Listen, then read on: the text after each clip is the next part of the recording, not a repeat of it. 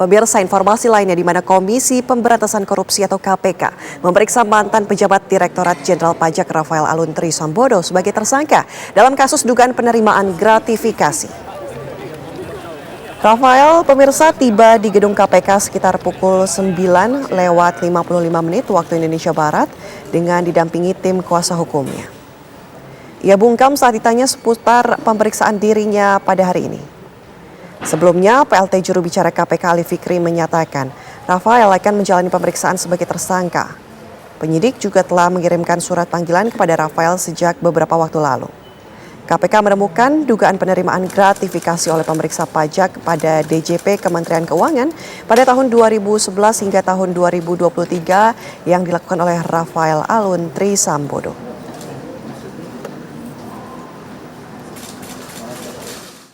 Apakah ada yang dipersiapkan Pak hari ini Pak? Nggak bawa salib Pak. Pak ini udah digabung kuasa hukumnya Pak. Pak siap ditahan nggak Pak? Pak siap ditahan nggak? Ada pemeriksaan. Pak apa aja Pak yang dipersiapkan hari ini Pak? Pak, bukti apa aja Pak hari ini Pak? Itu bawa tas isinya apa aja Pak? Permisi. Istrinya ikut Pak? Permisi. Pak, apakah sudah bertemu dengan Mario Dendi Pak? Apakah sudah bertemu dengan Mario Dendi Pak? Misi ya Mas, sorry Mas. Mas sorry ya. Permisi. Sorry Mas ya. Masih lewat dulu ya. Lantas pemirsa, bagaimana perkembangan terkini pemeriksaan ex-pejabat Ditjen Pajak Rafael Alun? Kita akan bergabung dengan rekan Maria Segaf di Gedung KPK Jakarta. Selamat siang Maria, silakan laporan langsung dari Anda.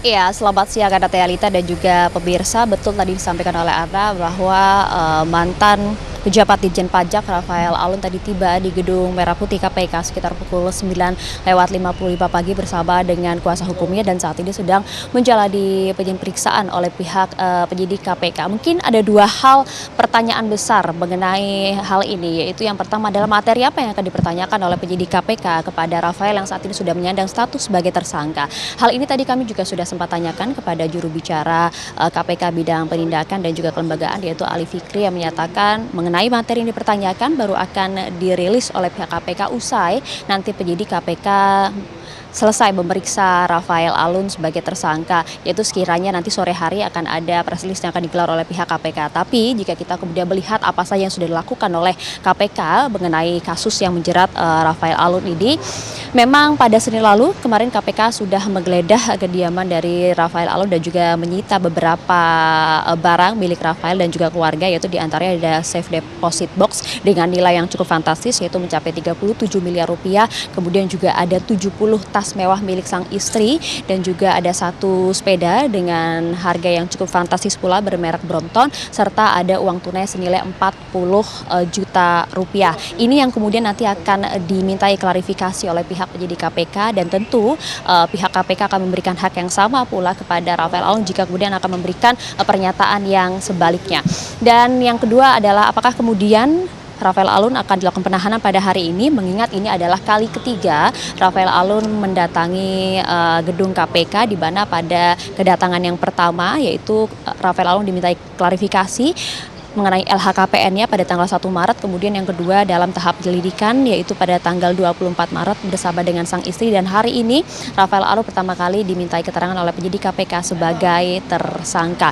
Jika kita menanyakan kapan kemudian akan ada penahanan, mengapa hingga saat ini tidak dilakukan penahanan terhadap Rafael, tentu kita harus berkaca kepada pasal 1 angka 21 dalam KUHP yang menyatakan bahwa ini memang merupakan hak prerogatif dari pihak penyidik. Ada dua syarat, yaitu syarat objektif maupun syarat prerogatif subjektif. Jadi nanti kita akan melihat apakah penyidik akan melihat apakah kemudian Rafael Alun ini perlu untuk ditahan dan kemudian ada indikasi untuk melarikan diri dan juga tidak kooperatif dalam pemeriksaannya. Ini sepenuhnya adalah hak penyidik.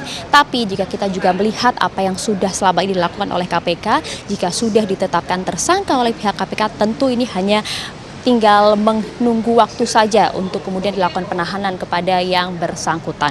Nah, kalau kita melihat juga apa yang sudah dilakukan KPK terhadap kasus ini, yaitu kan kita tahu bersama bahwa Rafael Alun ini kemudian dijerat dengan pasal 12B Undang-Undang Tipikor, yaitu dengan kasus gratifikasi dilakukannya selama kurang lebih 12 tahun, yaitu pada tahun 2011 hingga tahun 2023 ini. Tentu tidak bisa kalau kita tidak kaitkan dengan tindak pidana pencucian uang. Kita tentu juga mengingat apa yang disampaikan oleh Kepala PPATK yang menyatakan ada nominal yang cukup signifikan dan juga suntuk fantastis dalam rekening yang telah dibekukan oleh pihak PPATK milik Rafael. Paling tidak ada 40 rekening dengan total transaksi mutasi sebesar 500 miliar rupiah. Tadi kami mempertanyakan hal ini kepada juru bicara KPK Ali Fikri, apakah kemudian pemeriksaan kali ini juga akan menyangkut mengenai kasus TPPU yang mungkin juga akan menjerat Rafael. Dijawab bahwa untuk saat ini fokus pemeriksaan penyidik hanya sebatas gratifikasi, tapi kemudian bisa dipastikan bahwa nanti jika memang ada hal-hal yang mengarah ke sana, pasti juga kemudian ini akan dimintai keterangan. Dan mengaca dengan apa yang disampaikan oleh PPATK dan juga temuan-temuan PPATK, paling tidak saya bisa jabarkan itu tadi ada pemblokiran terkait dengan 40 rekening dengan nilai transaksi yang cukup fantastis, yaitu mencapai 500 miliar rupiah, dan juga disampaikan ada dugaan pencucian uang di sana. Terlebih lagi juga ada nampaknya Rafael ini diduga memiliki geng tersendiri di Ditjen pencucian uang dengan dugaan pejabat pajak lain yang terkait. Tadi Ali Fikri juga sampaikan paling tidak pada hari Rabu atau Kamis esok akan ada 2 pejabat Kementerian Keuangan yang juga akan dimintai klarifikasi dalam hal LHKPN. Demikian, Ana Tealita, kembali ke Anda. Terima kasih laporan langsung Maria Assegaf dari Gedung KPK Jakarta.